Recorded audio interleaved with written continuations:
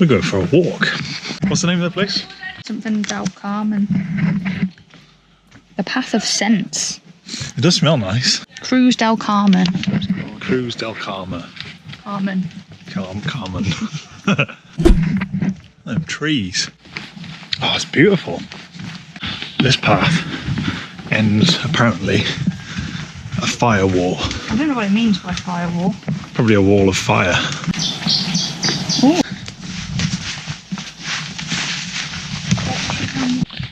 Firewall. Ah, I see. It's a fire corridor. Just like into the air. Like, I don't know, I can't explain it. Yeah, it feels like we should be really looking high. to the sea, but what are we looking at? Just air. Science. We're doing a nice little walk up in the mountain in north of Tenerife. What's it called again? Cruz del Carmen. Cruz del Carmen. And the Anaga Mountains. Anaga Mountains. Don't know how you pronounce it. Butchering the pronunciation. It's a nice little place because a lot of the island is very volcanic and quite barren, I suppose. But lots of vegetation and trees, and it's really peaceful. There's a steep bit coming up.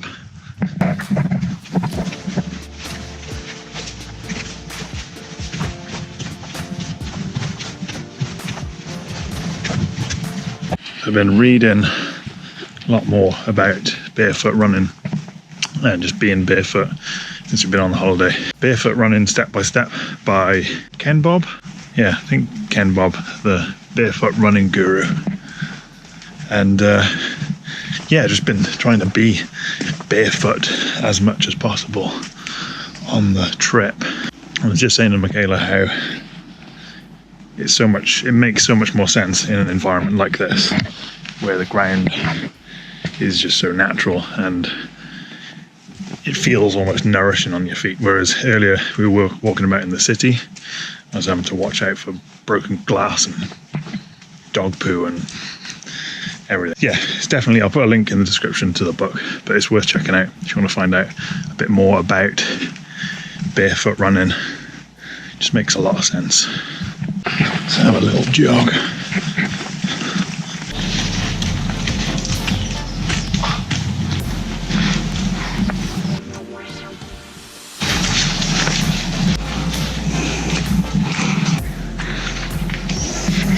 So two things that I picked up so far from that book that I hadn't really heard as much before when I was learning about barefoot running.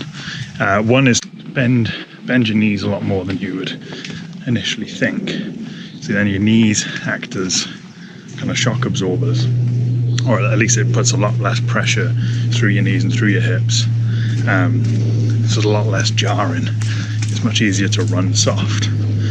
And also to pull up your toes just slightly when you land. Again, it's that kind of making your landing as light as possible. So there's less jarring, less jolting, and less abrasion on kind of your toes as well while you're running. I think there's beehives over there. Here at the We're here, I think, mate. Oh. Are we? No, I think that's...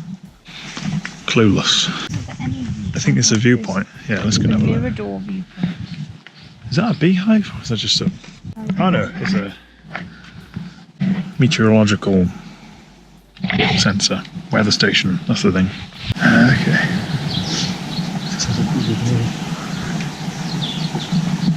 Closing down another island. Viewpoint 1 done. How many viewpoints are there? Not very many. Not very many. That is the swagger of an athlete. There's like a shark. There's like a basking shark. It actually does. Oh, this place is cool. Alright, if you just come on me. Through the forests. Make a fire. And then drink my own piss. Let's go. It says the rope. It turns out, even if you're barefoot, hills are still hills. See if we can run this one now. See you at the top. got my breath back. Only took me 10 minutes. I'm slowly getting back into running again, but I want to do it properly this time. So just gradually building up with really short stints of barefoot running to try and build my base back up. A bit like I've been doing with weight training. Just start again and make sure I've got a solid foundation to build upon. So I'm doing a lot of the drills, or I'm going to be doing the drills from that book, Barefoot Ted, no, not Ted, Barefoot, what's his name? Ken Bob. And just some short barefoot runs on the beach and on the trails a bit. So if you want to follow me and be internet friends, I made a Strava account that I'll link down below. So yeah, you can see where I'm running and how slow I'm doing it.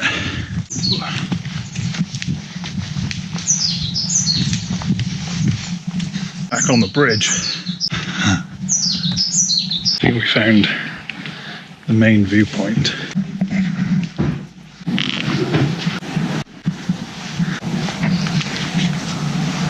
That's pretty cool. So I think that there is the start of the volcano, Mount Tidy. Tidy. Tidy, isn't it? So that's the last viewpoint then. Okay, they're stretching the calves. I can't feel it though. Can't feel it. The calves are like wrecked. We're going to head back to the car, maybe go to the beach, and then hopefully see you on the water tomorrow.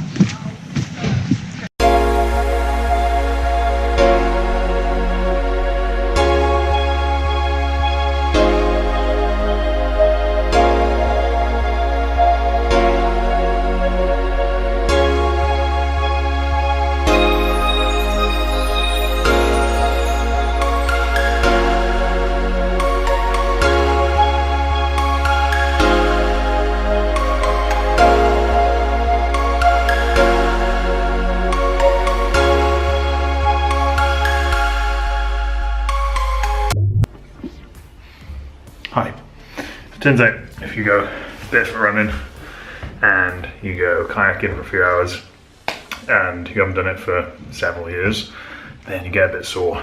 The DOMs are real, particularly in my calves and hip flexors and lower core as well. I think from sitting up in the boat and just having to like maintain that neutral spine and then rotate from there, you just constantly like belly button to spine, sucking everything in, and it just, yeah, quite sore. I'm gonna do a bit of mobility work just to iron things out again, get things moving, get things sliding properly, and yeah, stop this goddamn aching.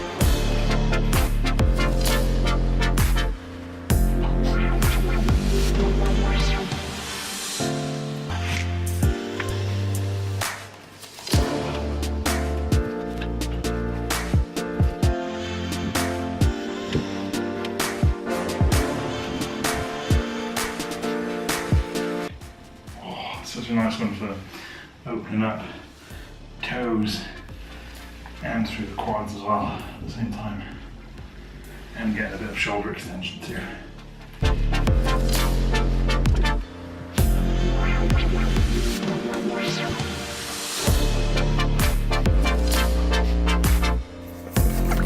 All done.